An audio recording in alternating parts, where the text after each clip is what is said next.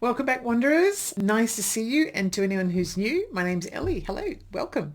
Have you played any games recently? Let's play a game today. How many times have you heard a prophecy today? Or how many prophecies have you heard today? And I'm not talking about ancient prophecies or like the one that I wrote about in my book or anything like that, or that you might read in the Bible or anything. What I'm talking about are the prophecies that you're encountering every single day. These are modern prophecies, and it could be happening anywhere inside your day. It could be on the way to work as you're reading the newspaper, or even on your mobile device, on your news feed. An end times prophecy is a story about a looming crisis that presents itself as a kind of a prophecy of doom. And I'm going to show you a couple of modern current examples from just days ago. I have one here which comes from Raw Story. Raw Story is describing ordinary political dysfunction in this article, but what the headline actually describes is the US being on the brink of collapse. So when you get into the story, all it is a bit of tit for tat, back and forth, and that's about it. This is a clear end times prophecy modern example that's appearing in the news. And in this second example, CNN is discussing Russian drones that shift the balance of the Ukraine war slightly. And of course, yet again, because the balance has been shifting back and forth ever since the war began a number of years ago.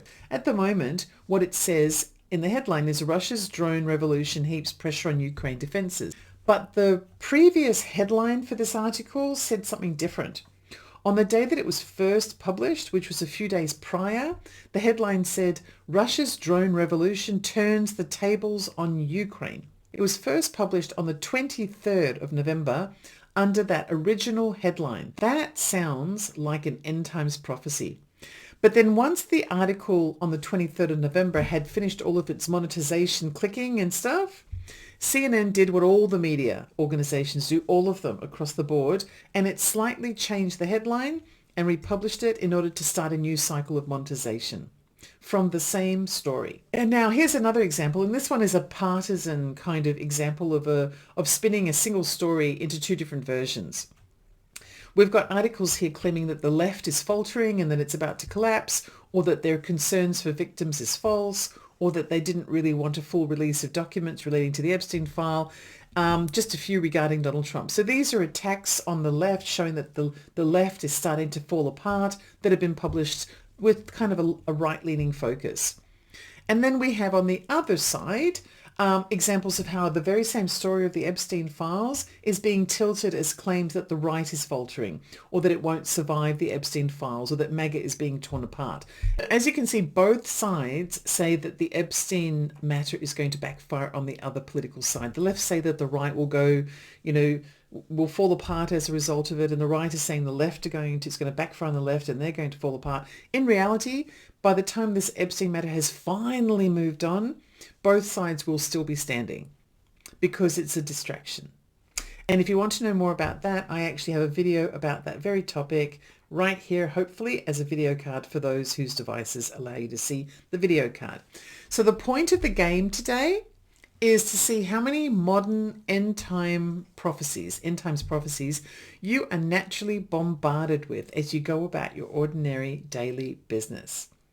So pay attention. You can come back here and comment and just leave a number of how many you've seen, or you can just keep this in your mind. It really is up to you. How many times have you seen claims that the environment is just about to implode?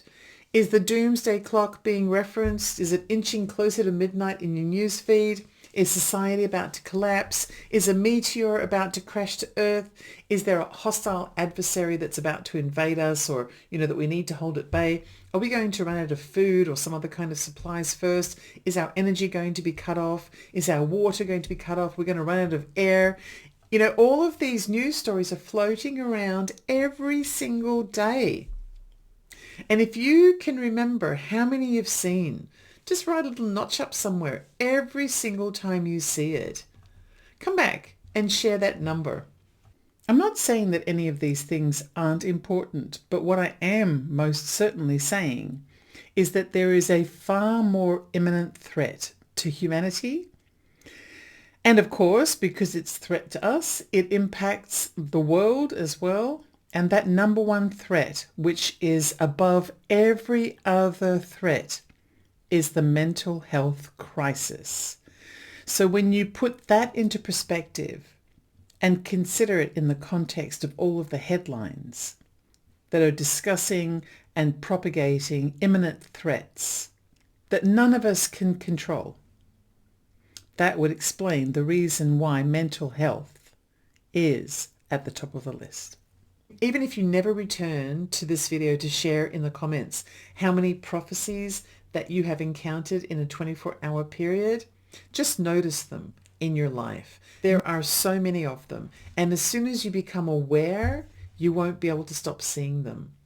That is your first step towards transcending them. When you see something and recognize it for what it is, suddenly it won't look the same anymore. You'll start looking at it with fresh eyes, and it's not going to scare you as much. It won't hypnotize you in the same way that it used to. And you will realize that, being fascinated by prophetic stories is a human trait. I mean, I wrote an entire book about it, right? So it's obviously a very fascinating thing, but it doesn't have to control you. And this is where the most powerful aspect of you can begin to emerge. Without the fear and obsession guiding your way, you will have far more capacity to be able to imagine beautiful new beginnings instead of being fixated on world endings. Life really is a game. But you know what? If we're going to play to win. That's all I have to say. Welcome to the new world. If you enjoyed today's video, there are plenty more just like this one. This is Ellie Dreams Down Under. I love knowing you're here, and I'll see you in my dreams. Bye.